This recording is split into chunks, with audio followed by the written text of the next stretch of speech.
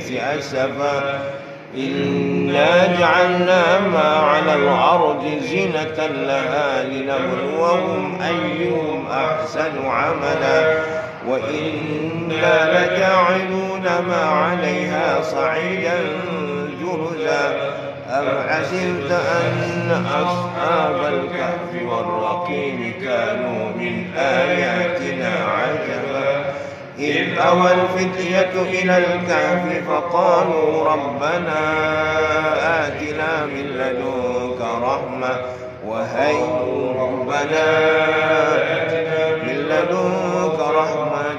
وهيئ لنا من أمرنا رشدا.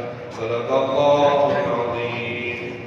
Yang dimuliakan Tuan Imam, Tuan Bilal, Ketua Masjid, yang dihormati juga barisan Tuan Pengurusi serta barisan IDK Surau Kampung Tengah Batu Dua,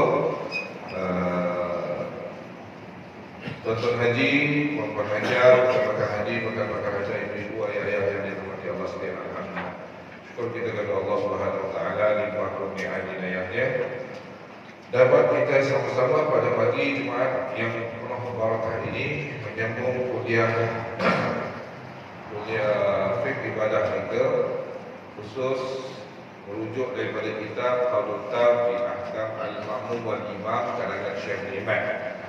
Baik, tuan-tuan yang dirahmati Allah sekalian, kita lanjut kepada isu yang seterusnya yang berlaku ataupun mungkin berlaku di dalam solat berjemaah.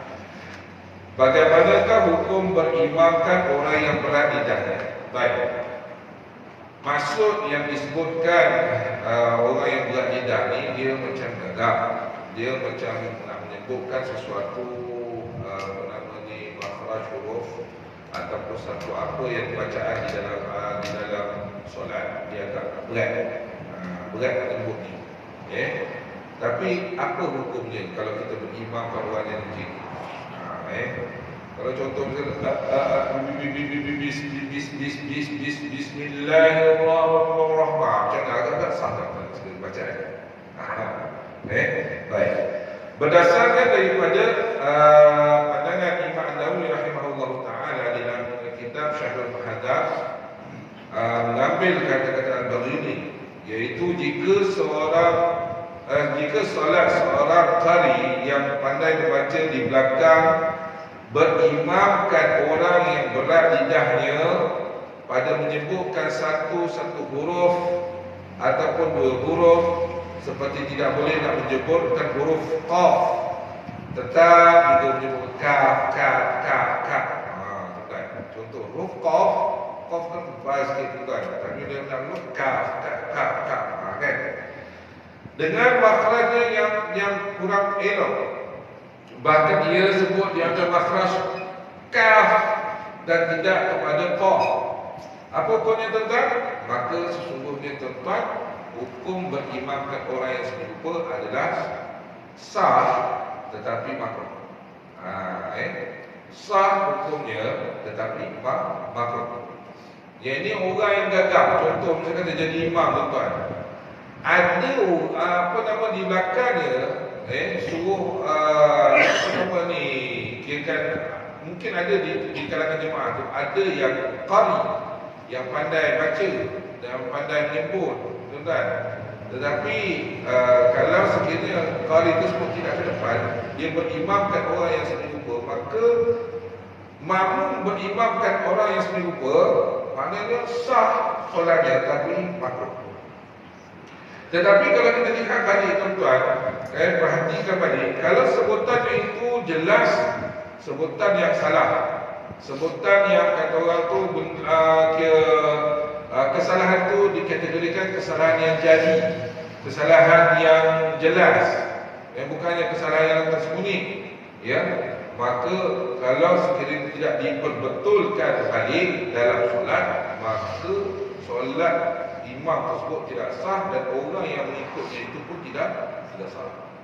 Kalau sekiranya tak nilai, nampak jelas dah dia bacaan yang bila disebutkan dalam contoh bacaan Fatihah, Bismillahirrahmanirrahim, Alhamdulillah, Alhamdulillahi Rabbil Alamin. Pada alham itu hukumnya mati kat situ. Ya. Kita kat situ apa alif lam qamariyah. Bukan alif lam syamsiyah. Di situ alif lam qamariyah yang semuanya kalau ikutkan hukum tajwid alif lam ha mim dal. Alif lam qamariyah ni tanda mati terus dimatikan huruf lam tu. Dimatikan huruf lam tu. Alhamdulillahi Rabbil Alamin. Lagi satu kalau kita kata huruf apa nama ni, kalau di dalam Fatihah kebanyakan yang berlaku pada kalimah alham Ar-Rahman Ar-Rahim, kemudian lagi Maliki Yaumiddin, Iyyaka na'budu. Ni Iyyaka na'budu, kan na'budu kat situ. Iyyaka na'budu. Nun tu di tasydidkan tuan-tuan. Iyyaka na'budu wa iyyaka nasta'in, kan na'budu. Kan maksudnya iyyaka na'budu. Kalau alif alif betul, dan tasydid di atasnya itu sebutannya adalah iya. Kaf nun ain mim dal na'budu. Maknanya kita sebutkan betul-betul tuan.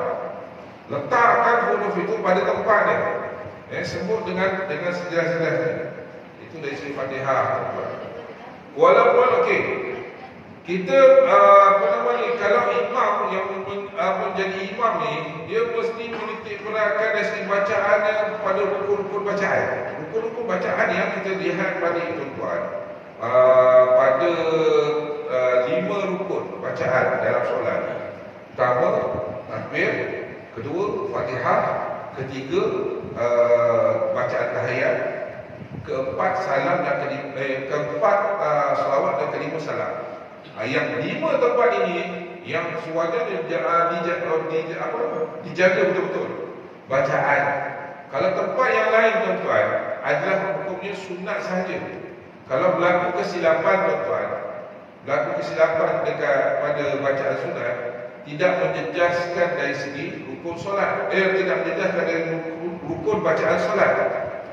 Tetapi kalau 5 tempat ini terjejas tuan-tuan, kalau tak digantikan sebelum salam, mana tak digantikan, lepas tu dia beri salam, maka solat dia itu tidak sah. Itu kena baik menjaga-jaga itu.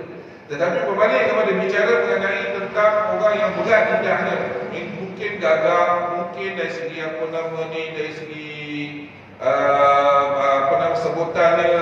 sebutannya pada keyakinannya, pada diri dia disebut macam jelas, tapi pada pandangan orang tak jelas. Itu masih lagi dikira sebagai berat lidah juga tuan-tuan. Tetapi kalau sekiranya kita beriman, kalau orang sendiri lupa, tidak menjadi masalah, sah solatnya tapi makruh. Akan tetapi jalan penyelesaian bagi perkara ini tuan-tuan adalah memilih imam yang di kalangan bacaannya elok. Offer tuan-tuan, offer di kalangan jemaah. Kalau imam tak datang tuan-tuan, ada imam ni yang memang dia ni berani. Dia ni berani tuan-tuan, tapi dia ni bacaannya gagap. Kan? Dia sebut tu betul, tapi dia nak lepas tu bergagap. Nak lepas tu gagap. Tapi sebutannya betul. Lebih baik cari orang yang di kalangan jemaah yang tahu, yang apa kata orang tu, yang mahir dari segi qiraat bacaan ni. Kalau sekiranya dah tak ada orang tuan, dia sajalah yang boleh, terpaksalah kita dah tuan jadikan dia sebagai imam. Tapi yang elok adalah offer kepada di kalangan jemaah yang mahir dari segi qiraatnya. Itu dari segi orang hukum berimam orang yang berat tadi. Baik. Seterusnya tuan-tuan, bagaimana pula hukum memberi salam selepas 2 rakaat daripada solat fardu? Solat apa yang dimasukkan di sini tuan-tuan? Jika seseorang memberi salam selepas 2 rakaat daripada solat fardu, dan baru ia bertakbiratul ihram dengan solat sunat, kemudian teringat ia, maka wajiblah ia duduk kerana solat yang sunat itu tidak boleh menggantikan tempat fardu. Tetapi jika baru ia kerana takbiratul ihram solat fardu, kemudian teringat bahawa ia baru solat 2 rakaat, maka bolehlah ia terus menyempurnakan solatnya. Baik, macam ni tuan-tuan ceritanya mengenai tentang orang yang terlupa pada rakaat, bukan solat subuh. Solat subuh ia 2 rakaat tuan. Tapi kalau sekiranya selain daripada solat subuh, pada rakaat kedua dia beri salam tuan. Dia beri salam. Ya. Kalau misalkan dia beri salam baru, dia tak teringat. Dia tak teringat, terus dia beri salam tuan. Assalamualaikum warahmatullahi. Bila dalam, kan sebelum ni saya disebutkan tuan-tuan, kalau sekiranya masih lagi dalam dalam perkiraan, kalau perkiraan fiqh katakan dia bukan dalam 10 saat, dia teringat kembali tuan-tuan. Dia teringat kembali bahawa dia tak cukup solat. Contoh misalnya solat solat asar, 4 rakaat. Pada rakaat kedua dia beri salam. Dia teringat pada waktu lepas salam pun bukan dalam 10 second lah tuan, 10 second. Ya. Maka dia teringat, dia kembali balik tuan. Dia kembali balik melunaskan perkara solat yang tertinggal. Terus dia tak perlu nak bertakbiratul ihram. Terus bangkit, sambung kembali. Ya. Kalau ikutkan betul, kalau dah beri salam dah habis sebenarnya tuan. Tetapi asbab daripada dia ni lupa tuan-tuan.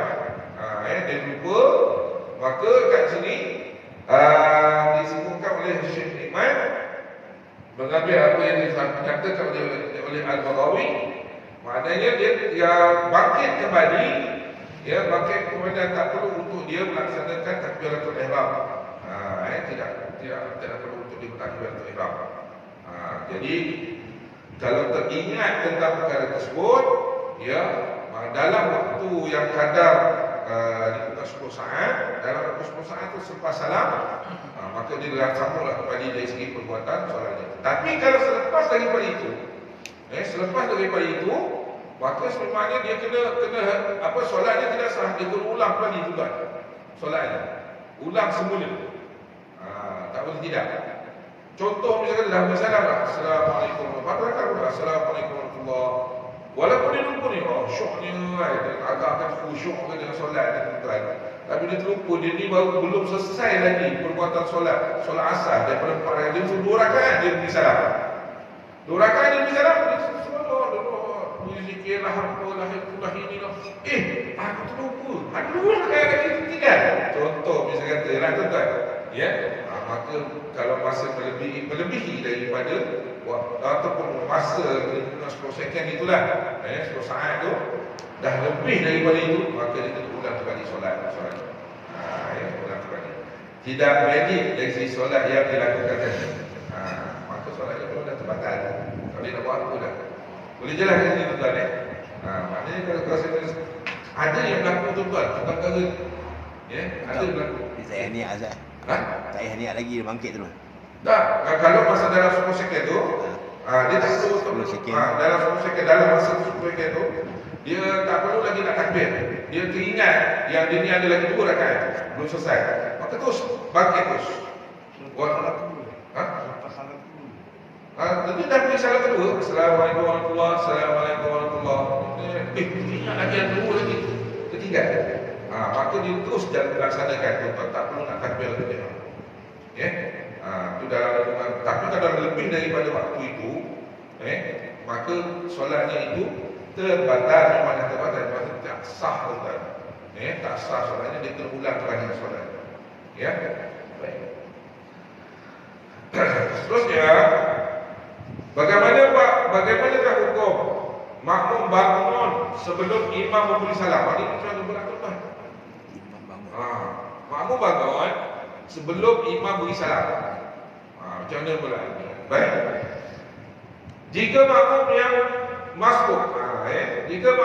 masbuk, sangkaan ia bahawa imamnya telah memberi salam Dengan sebab ia mendengar suara disangkanya salah imamnya, maka ia pun terus bangun untuk menyempurnakan solatnya hingga dapat sempurna ia satu rakaat.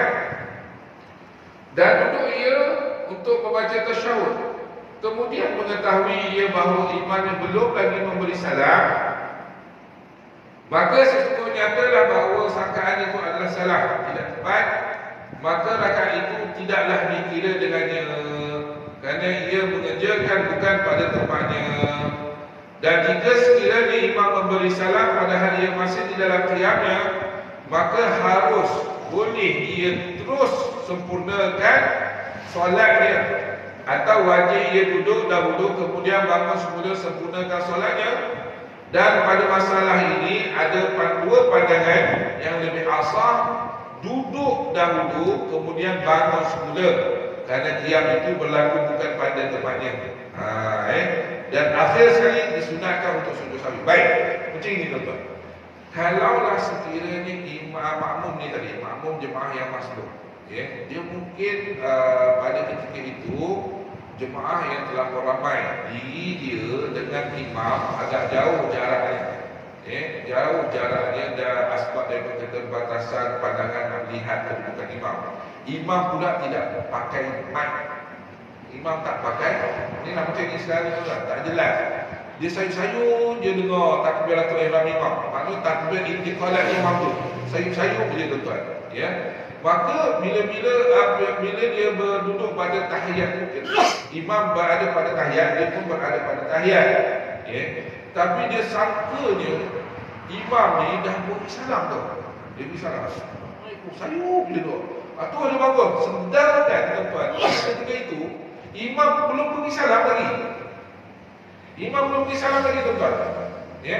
Maka dia qiyam terus tuan-tuan, dia qiyam terus. Naik pada rakaat yang seterusnya. Bila naik rakaat yang seterusnya tuan-tuan, dia nampak daripada jauh imam masih tahiyat lagi tuan-tuan. Masih tahiyat akhir. Maka kat sini wajarlah bagi dirinya itu, ada dua pandangan yang katakan bahawasanya dia terus duduk tunggu imam pada keadaan qiyam, ataupun dia terus duduk. Di sini yang lebih afdalnya adalah makmum tadi terus duduk menunggu imam beri salam baru menyudahkan perbuatan solat yang mana kurang. Dia dah nampak dah imam belum beri salam lagi tuan, pada keadaan qiyam, pada keadaan dia beri. Maka kat situ ada dua pandangan menyatakan bahawasanya tunggu imam pada ketika dia berdiri ataupun dia terus duduk. Di sini yang lebih asal adalah dia terus duduk. Itulah bersama jemaah bersama dengan imam. Imam beri salam baru dia terbangkit lagi untuk menyempurnakan segala perkara solat yang kurang. Itu yang asahnya lah tuan-tuan, yang lebih elok. Makmum tadi dia duduk kembali. Tuan-tuan. Ini bukan imam tapi makmum. Kalau imam dia naik, contoh menambah rukun, contoh saya kata, makmum dalam keadaan sememang kita tahu, dia tahu imam tu salah, dah sebut subhanallah, tapi dia naik juga imam ni kepada rakaat seterusnya. Maknanya dah menambah rukun tuan-tuan. Bila dah menambah rukun solat, maknanya menambah rakaat. Bukan menambah rukun, menambah rakaat tuan-tuan. Kalau imam itu dengan iktikad dia tuan-tuan, bahawasanya aku ni masih kurang lagi, dia boleh teruskan perbuatannya. Dia boleh teruskan perbuatannya. Mana perbuatan keyakinan dia bahawa dia kurang dari segi rakaat. Maka di sini itu bagi imam, tapi bagi makmum, kalau dia dalam keadaan masbuk, jemaah yang masbuk, dia lihat keadaan imam belum beri lagi salam, tak kena jauh tuan, nampak imam duduk lagi masih tahiyat, tak ada beri salam lagi, maka dia wajar dia duduk kembali tuan. Itu bagi makmum. Boleh jelas ke sini tuan? Boleh Kalau tak faham boleh saya ulang sekali lagi tuan. Kalau tak faham sila bertanya lah tuan. Jangan risau tuan. Kalau ada apa-apa yang kekurangan atau kurang faham mengenai tentang perkara ini, nyatakan kepada saya. Saya ulang kembali. Ke nak ulang sekali lagi tuan? Ulang sekali lagi Baik, mengenai tentang makmum yang masuk, permulaan dia masuk berjamaah dengan imam, ya, berjamaah dengan imam dan duduk pada tahiyat akhir kedua-duanya, baik jemaah yang masuk tadi dengan imam. Tetapi dalam masa yang sama dia sayup-sayup dia mendengar akan imam memberi salam, sedangkan imam belum beri salam. Dia sayup dengar imam beri salam, naik tuan-tuan. Naik bangkit berdiri, nampak daripada jauh bahawasanya imam tu tak beri salam lagi. Tak beri salam lagi tuan-tuan. Imam tak beri salam lagi, masih lagi dalam keadaan tahiyat akhir. Ya. Maka di sini adalah wajar bagi dia duduk kembali. Duduk kembali. Walaupun hakikat ada dua pandangan menyatakan dia boleh tunggu imam pada ketika dia duduk dalam keadaan qiyam, ataupun dia duduk kembali. Yang lebih wajar adalah dia duduk kembali, ya, dan tunggu imam beri salam baru disempurnakan dari segi perkara-perkara solat yang dia kurang. Ya. Jadi kat sini adakah batal solat bagi makmum yang masbuk tadi asbab daripada keterlupaan dan kekhilafan yang di dalam solat? Maka di sini tidak terbatal dari segi solatnya. Cuma di akhir tadi, di akhir solat, ya, solat yang dilaksanakan itu ditambah dengan sujud sahwi. Asbab daripada diri terlupa dan terkeliru mengenai tentang perbuatan imam. Ya, okey, jelas. Ada pertanyaan anda? Silakan kalau ada nak tanya, silakan tuan-tuan.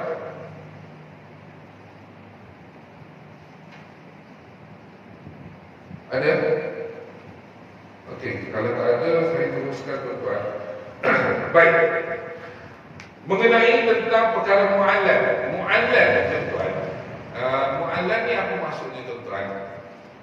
Iaitu memisahkan di antara perkara rukun dengan rukun yang lain.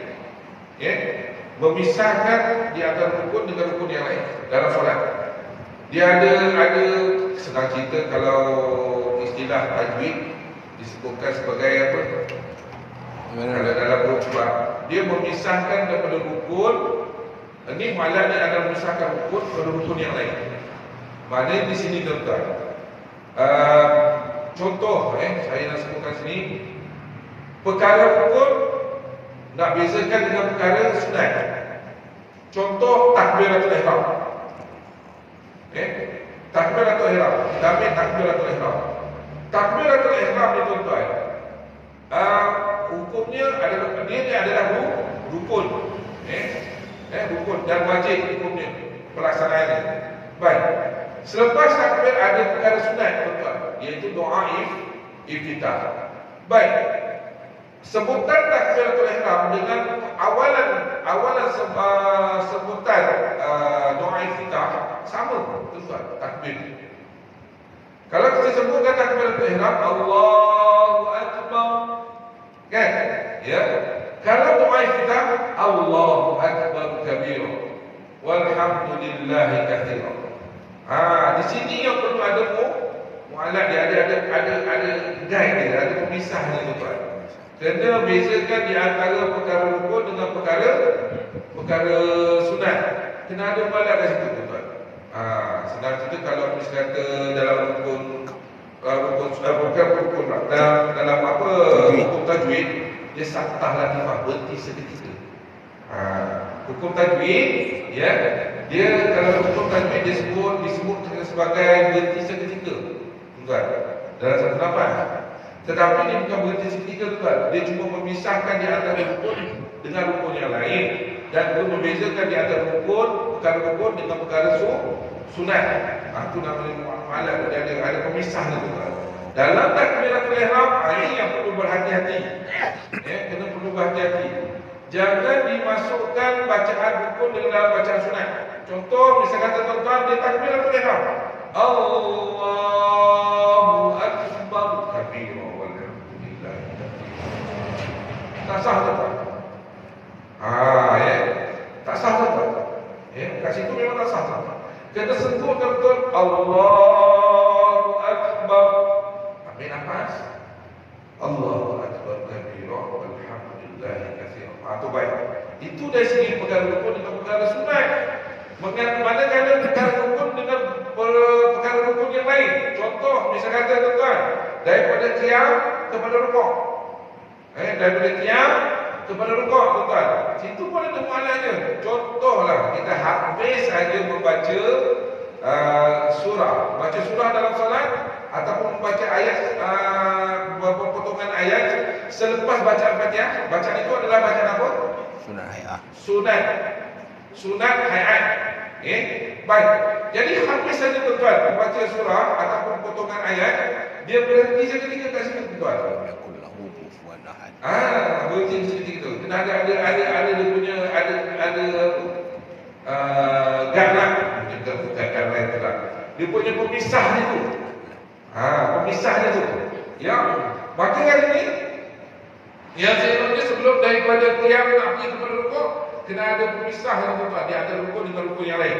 Rukun qiyam berbeza dengan nak pisahkan dengan rukun rukuk.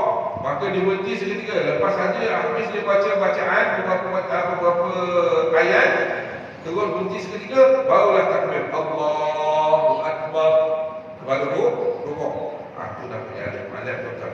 Hukumnya tuan-tuan tentang perkara ini adalah wajib. Adalah wajib tuan-tuan. Dan juga kalau kita perhatikan betul-betul, itu dari segi perbuatan, dari segi bacaan Fatihah. Fatihah ni saya sebutkan Fatihah dulu. Bacaan Fatihah dengan amin, adakah ianya satu bacaan ataupun bacaan yang berbeza hukumnya? Beza. Waladhdallin lah. Dia berbeza. Ya. Maknanya bacaan Fatihah rukun, bacaan amin sunat. Jadi tuan-tuan, kat sini kalau solat berjamaah, makmum berilah kesempatan imam mengambil nafas. Dan juga dalam masa yang sama membezakan di antara bacaan rukun dengan bacaan sunat tidak digabungkan. Contoh, ghairil maghdubi 'alaihim waladdallin.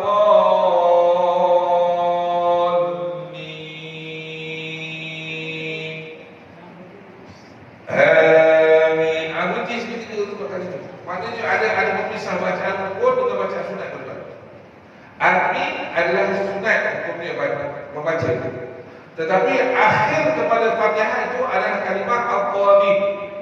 Kalimah Al-Dhalin. Contoh juga tuan. Itu rukun. Masih dalam bacaan Fatihah. Mana bacaan rukun.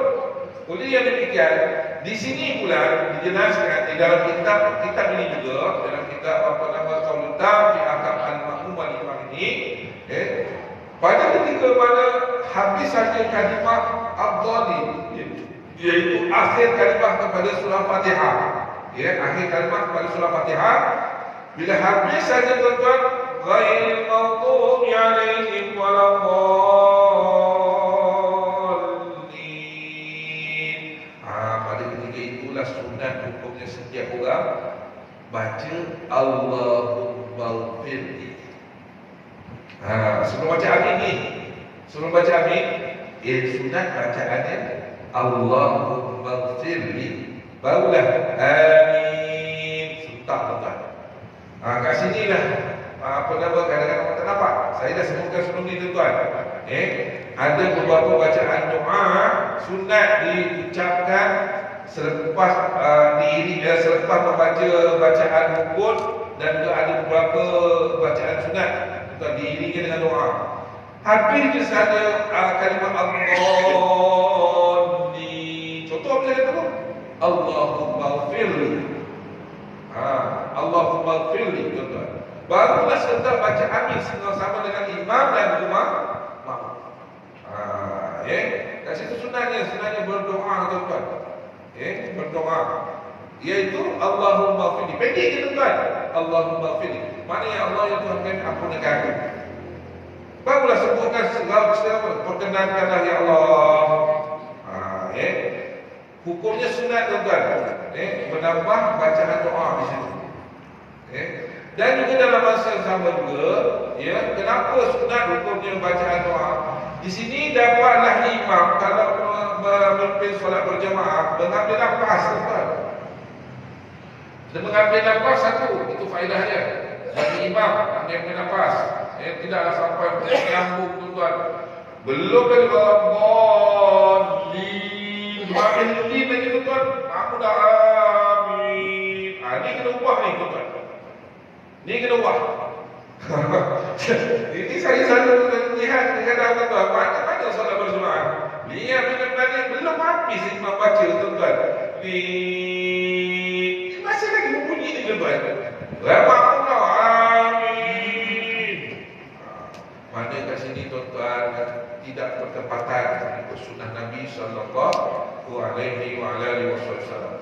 Dan kan disebutkan dalam satu hadis kalau tidak saya, maknanya man ta'minu malaikah ghufira lahu ma taqaddama min dhanbi atau apa. Maknanya, tuan-tuan, sesiapa yang bersolat mengaminkan mengaminkan bacaan amin bersama dengan imam, serta bacaan aminnya itu, tuan-tuan, serta bacaannya dengan para malaikat. Serta bacaannya dengan para malaikat. Dan diampunkan siapa yang dapat membaca amin beserta dengan imam dan juga serta dengan bacaan dengan para malaikat pada ketika itu, maka diampunkan dosa-dosanya yang telah lalu, tuan-tuan. Siapa yang mohon ampun, tuan-tuan, siapa yang mohonkan doa untuk kita, tuan-tuan, para malaikat yang ikut serta dalam solat, tuan-tuan. Jangan agakkan kita di solat ni, tuan-tuan, kita melaksanakannya, kita je, tuan-tuan, nampaknya. Sebenarnya ada makhluk lain yang turut serta dalam melaksanakan ibadah solat ni, tuan-tuan. Ada makhluk lain. Termasuklah para malaikat, tuan-tuan. Walaupun hakikatnya, tuan-tuan, para malaikat adalah semuanya makhluk ciptaan Allah yang sentiasa tawaduk kepada, tidak ada pun pengingkaran pada mereka ini kepada Allah SWT. Mereka tetap akan melaksanakan segala apa saja tentang perintah Allah.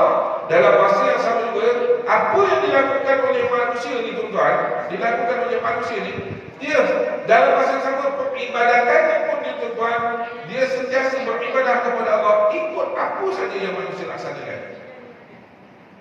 Walaupun hakikatnya dia memang tidak senang kita, para malaikat ni tidak dihitung, tuan-tuan, sebenarnya.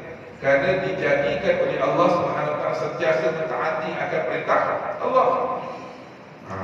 Tetapi hakikatnya, tuan-tuan, bila para malaikat mengaminkan doa imam dalam solat, mengaminkan doa, maknanya berdoa untuk kita kepada Allah SWT, maka kat situlah wajar kita disunat membaca membaca doa Allahumma ghfirli. Paling tidak, tuan, lepas kalimah ad-dallin, lepas imam baca ni, tuan-tuan, imam baca ni Al-Fatihah, ghairil maghdubi alaihim waladdallin.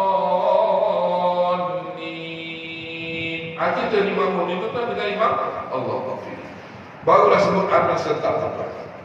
Amin. Itu maksudnya tadi, tuan-tuan. Ya. Sebenarnya bukannya kirakan nak suka-suka letak ataupun laksanakan perbuatan itu di dalam solat, tidak. Tapi ada natijah kebaikan, pelaksanaan kita buat itu di dalam solat. Baca doa, tuan-tuan. Tak salah, tuan-tuan, membaca doa di dalam solat, tuan-tuan.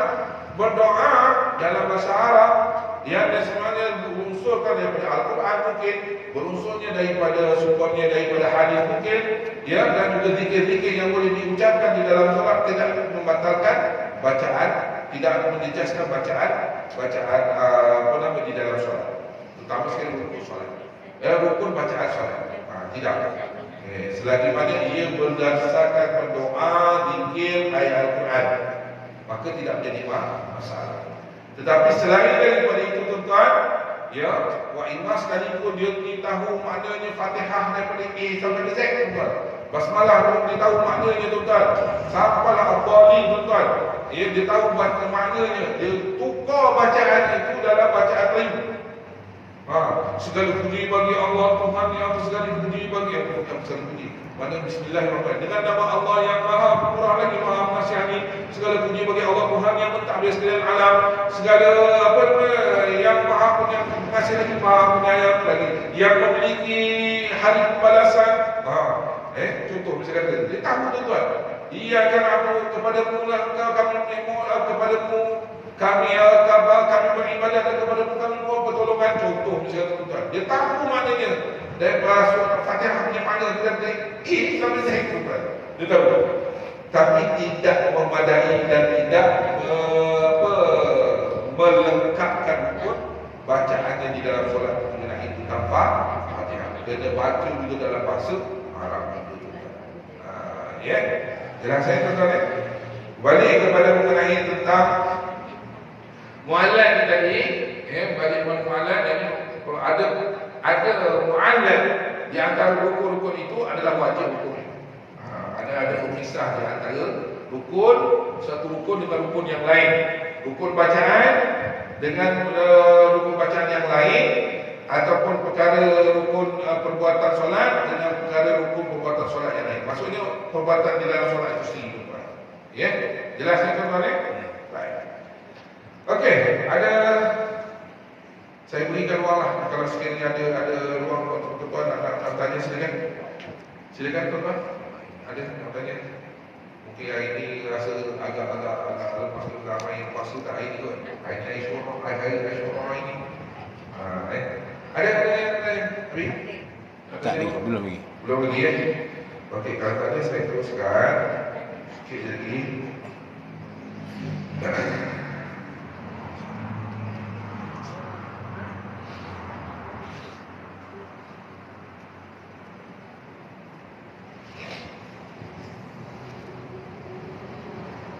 Baik, mengenai tentang kedudukan imam di dalam solat, kedudukan makmum dengan imam. Baik, kedudukan makmum dengan imam ini mesti ada perbezaan, tuan-tuan. Perbezaan, ya, ada perbezaan. Kalau sekiranya selari, tuan-tuan, maka hukumnya pada asal adalah makruh. Tetapi melebihi kedudukan makmum itu daripada imam tidak sah, tuan-tuan. Jadi kedudukan imam, kedudukan makmum ni kat mana duduknya, tuan-tuan? Paling tidak, tuan-tuan, dia berada di samping imam dan ke belakang sedikit. Ke belakang sedikit saja, tuan-tuan. Contoh macam inilah kedudukannya. Dia bukan selagi macam ni, tapi kedudukannya macam ni selagi. Paling tidak bezakan di antara satu kaki, tuan-tuan. Mana satu kaki bezanya, tuan-tuan. Makna kedudukan macam itulah. Ya. Maka jangan selari. Kalau selari, tuan-tuan, hukumnya makruh. Hukumnya makruh. Tapi kalau lebih makmumnya daripada imam, maka tidak sah dari segi kedudukannya itu. Ini dalam solat berjamaah lah, tuan-tuan. Berbeza kalau sekiranya ada dalam situasi mengambil alih kuasa. Mengambil alih kuasa ni, tuan-tuan, ya, kita sedia maklum terjadinya pengambil alihan kuasa adalah asbab imam pertama tadi ada melakukan kesilapan, ataupun mungkin terbatal, ataupun mungkin dia tak sadar, imam yang pertama ni tidak sadar tentang dia sudah terbatal dari solatnya. Jadi pemakluman kepada imam tersebut mungkin daripada zikir kepada Allah. Ini menyebutkan zikir. Zikirkan subhanallah, imam itu dia, tuan-tuan. Maka kat situ dengan kaedah mengambil alihan kuasa, dia pergi ke depan, duduk sama-sama selari ataupun ke depan sedikit. Ke depan sedikit ataupun duduk selari. Kalau duduk selari, imam pun tak pasal juga, tuan-tuan. Member kat sebelah ni, tak pasal juga ni. Maka dia ke depan sedikit, tuan-tuan, untuk memberi isyarat kepada, maksudnya isyarat kepada imam yang pertama yang dalam keadaan terbatal. Tapi buat teging juga, tuan-tuan. Kenapa pula dia ada tak belakang? Depan pula ada belakang ni. Maka fahamlah imam yang pertama ni, maka dia ni sudah terbatal. Kalau ada situasi yang seperti rupa, tuan-tuan, memang dah confirm dah terbatal lah. Dah confirm dah terbatal lah. Dah confirm dah. Maka kat sini tuan-tuan, kedudukan berbalik kepada kedudukan imam. Kalau sekiranya tidak ada berlaku tentang pengambil alihan kuasa, maka kedudukan makmum itu mesti di belakang imam. Sekadar-kadar di samping imam itu belakang sedikit je, tuan-tuan. Kalau dari segi lutut tu, kalau lututnya tu, kalau duduk atau bersujud, tu, lututnya ke depan sikit je daripada imam, lutut imam tu ke depan sikit daripada lutut makmum. Kalau duduk bersamping, berada pada sampingan, mana bersampingan makmum tu bersama dengan imam. Maka kalau dia selari, makruh. Kalau lebih daripada itu, tidak sah. Tidak sah bagi siapa, tuan-tuan? Tidak sah bagi makmum tadi melaksanakan solat berjemaah. Bagi imam bagaimana pula, tuan-tuan? Baik, kalau imam, tuan-tuan, tak ada masalah. Maknanya dia memimpin solat, tetapi yang mengikutnya adalah makmum. Okey, jelas itu. Maknanya dekat sini, tuan-tuan, kedudukannya tetap sama dalam mazhab Syafi'i. Makmum tidak boleh lebih daripada kedudukannya daripada imam. Kerana imam itu memimpin solat. Menurut Al-Qadi, dan jika ia datang dari pihak hadapan imamnya, maka tidak sahlah solatnya. Sah tidak sah disebutkan tadi, tidak sah solatnya, tuan-tuan, bagi makmum, tapi bagi imam tetap sah, tuan-tuan. Dan juga jika ia datang dari pihak belakang, nescaya sahlah solatnya. Maka di sini disebutkan juga, maka kedudukan imam hendaklah di belakang sedikit daripada itu. Mesti ada perbezaan di antara imam dan juga makmum. Itu dalam daripada kedudukan imam di dalam kedudukan makmum di dalam solat. Baik. Jadi sebelum saya lanjutkan ataupun ada sebelum saya mentawakufkan kuliah saya pada hari ini, saya berikan ruang tuan-tuan untuk kalau ada pertanyaan ataupun mungkin ada persoalan yang lain.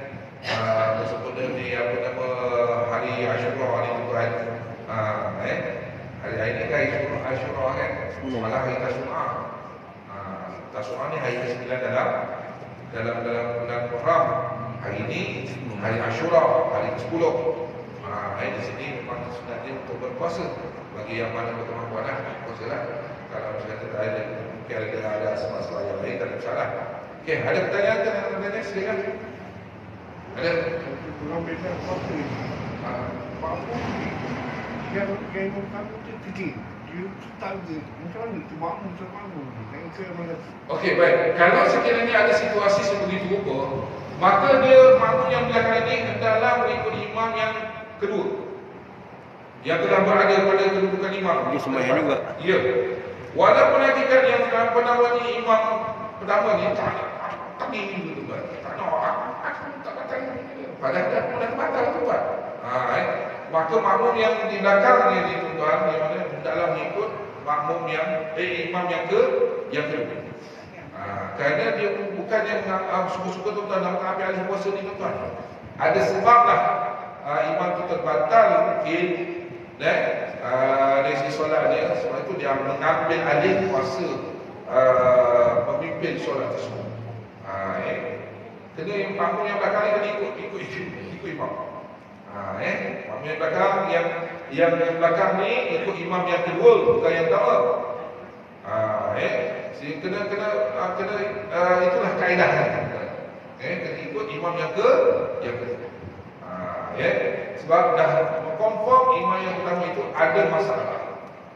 Imam yang pertama itu ada masalah. Tidak boleh tidak. Kena makmum yang belakang tadi kena ikut makmum imam yang kedua. Okey, jelas Okey, baik. Sikit Ustaz, kalau dah dibuka untuk isu lain, boleh cerita pasal 10 Muharram ni ada sejarah ke Ustaz? Maksudnya okey, baik. apa yang berlaku pada tarikh itu? Ini saya mengambil beberapa perkara lah tuan-tuan ni. Satu kisah, ni saya ambil satu kisah tuan. Satu kisah Nabi sallallahu alaihi wasallam kepada Nabi sallallahu alaihi wasallam. Pada ketika mana berjumpa di Madinatul Munawwarah. Dia adalah satu kaum Yahudi. Pada ketika itu kaum Yahudi yang di kalangan Bani Qainuqa. Qainuqa. Bani Yahudi Bani Qainuqa. Dia melakukan macam berpesta, tuan-tuan. Macam berpesta lah. Dan mereka melaksanakan puasa. Orang Yahudi dulu, Bani Israel dulu, puasa juga, tuan-tuan. Melaksanakan amalan puasa ni, tuan-tuan. Melaksanakan amalan puasa. Asbab daripada apa? Dia memperingati akan baginda Nabi Musa alaihi salam dan Bani Israel terlepas daripada cengkaman Fir'aun. Pada berlaku ni pada sebelum orang ni, tuan-tuan. Tetapi Nabi sallallahu apa disebutkan bertanya, bertanya kepada kaum yang berada di Bani Qainuqa tadi, apa yang kau buat? Ditanya, apa yang kau buat ni? Sampai kau pun menahan daripada makan dan minum, sampai kamu semua melaksanakan berbagai acara. Maka di sini Bani Qainuqa, ketua Bani Qainuqa ni, Yahudi Bani Qainuqa, maknanya dia beritahu, kami memperingati akan perjalanan baginda Nabi Musa alaihi salam, dan juga kaum terlepas daripada cengkaman Fir'aun pada ketika itu. Maka kami meraihkan hari tersebut. Tetapi Nabi sallallahu alaihi wasallam menyebutkan, sewajarnya aku adalah berhak melaksanakannya daripada kamu semua. Aku adalah berhak melaksanakan daripada kamu semua amalan berpuasa itu. Dan aku lebih mengiktiraf, menghormati akan apa sahaja yang dialami oleh baginda Nabi Musa alaihi salam dan kaumnya pada ketika itu. Sebenarnya telah difirmankan, telah diberitahu, diwahyukan daripada Tuhan. Maka aku lebih layak memperingati akan peristiwa itu. Diberitahukan kepada Bani Qainuqa oleh baginda Rasulullah SAW. Maka kalau bila disebutkan, tuan-tuan, baginda Rasulullah SAW, kalau dia melaksanakan ibadah, ibadah apa sekalipun, termasuklah ibadah hari Ashura, pada asal hukumnya adalah wajib. Wajib, bagi baginda wajib puasanya. Dan juga semua siapa yang melaksanakan ibadah puasa hari Ashura ini, banyak kelebihannya, tuan-tuan. Kalau misalkan Nabi SAW kalau hukumkan kepada umatnya wajib, ni macam ibadah macam puasa bulan Ramadan, dia punya fadilahnya besar, ganjarannya kalau siapa yang melaksanakan ibadah puasa hari Ashura. Tetapi tidaklah sampai kepada umat Nabi Muhammad melaksanakan ibadah puasa hari Ashura ini sebagai ibadah yang wajib. Tak, dia hanya sunat saja. Tetapi kalau pada baginda Rasulullah SAW adalah wajib, tuan. Wajib juga. Oleh yang demikian, itu salah satu peristiwa yang berlaku ketika mana pada hari Ashura. Ada juga rintitan daripada beberapa kisah terjadinya apa yang berlaku peristiwa pada hari Ashura 10 Muharram, tuan-tuan. Kita tidak bukan penciptaan langit dan bumi. 7 petala langit dan yang ini diciptakan dalam masa 6 hari, tuan-tuan. 6 hari. Jadi kita berlakunya itu adalah semua kemuncaknya pada 10 Muharram. Kemuncaknya, kesempurnaan pelaksanaan penciptaan alam semesta ni, tuan-tuan. Alam semesta yang ada sekarang ni, bukan setakat bumi saja, tuan-tuan. Bintang ni, langit yang tak kata orang kita kalau terlihat luar daripada dunia ni, tuan-tuan, kita nampak langit tu gelap, tuan-tuan. Cuma disinari dengan bidang-bidang, tapi tidak ada nampak penghujung kepada langit tersebut. Ada betapa besarnya kuasa Allah Subhanahu wa taala, tuan-tuan. Kita lihat, tuan-tuan, Banyak ada para apa nama ni astronaut ataupun para pekaji astronomi tuan-tuan nak mencari penghujung keluar daripada bumi ni tuan, nak cari penghujung apa nama ni? Langit. Langit ni. Kat mana? Penghujung cakrawala tu kat mana? Tak jumpa tuan-tuan. Tetapi kalau peristiwa Isra wal Mi'raj, kita sedia maklum tuan-tuan bahawa kita dikhabarkan oleh firman Allah dan juga dikhabarkan oleh sabda baginda Rasulullah sallallahu alaihi wasallam yang mengenai tentang perjalanan baginda melepasi sehingga 7 petala langit. Melepasi daripada 7 lapisan langit tuan-tuan. Tapi kalau perjalanan, kalau kita lihat alam cakrawala yang ada di luar bumi ni tuan-tuan, tidak ada penghujung tuan-tuan. Bagaimana tuan-tuan? Ini besarnya kuasa Allah Subhanahu wa taala. Dan tak mustahil lah tuan-tuan. Saya difahamkan juga bila memikirkan tentang perkara tersebut, ya, kejadian alam semesta ini yang berada kemuncaknya pada 10 Muharram tuan-tuan. Ya, alam semesta ni yang kita tidak nampak penghujungnya cakrawala tu. Ya, hakikatnya tuan-tuan, bila tidak ada penghujung cakrawala, tak mustahil ada kehidupan selain daripada makhluk cipta Allah yang dinamakan manusia dan jin yang duduk berhuni dalam bumi. Kita duduk di bumi berada pada paksi galaksi Bima Sakti. Bima Sakti itu tuan-tuan, paksi Bima Sakti, kedudukannya matahari tengah-tengah, lepas tu dikelilingi dengan ada beberapa planet termasuklah bumi tuan-tuan. Itu satu galaksi tuan-tuan. Sebenarnya para saintis astronomi menemukan ada lebih besar lagi galaksi yang lebih besar daripada galaksi Bima Sakti itu yang kita bumi berada pada lingkarannya. Yang mataharinya duduk tengah-tengah dan sebagainya. Ada lagi besar ni tuan-tuan, galaksi yang Allah ciptakan dapat ditemui oleh para pakar astronomi. Ya, pakar astronomi dapat menemui tuan-tuan. Tetapi hakikatnya tuan-tuan, ya, galaksi tersebut tuan-tuan, yang selepasnya rupanya Bima Sakti cuma kecil je. Kecil tuan-tuan, kedudukan galaksi Bima Sakti kecil saja. Yang kat situ dah ada matahari, yang kat situ dah ada bumi, yang kat situ ada bulan Musyari, yang situ ada bulan Maret, yang situ ada Pluto dan sebagainya. Kecil je Bima Sakti ni tuan-tuan.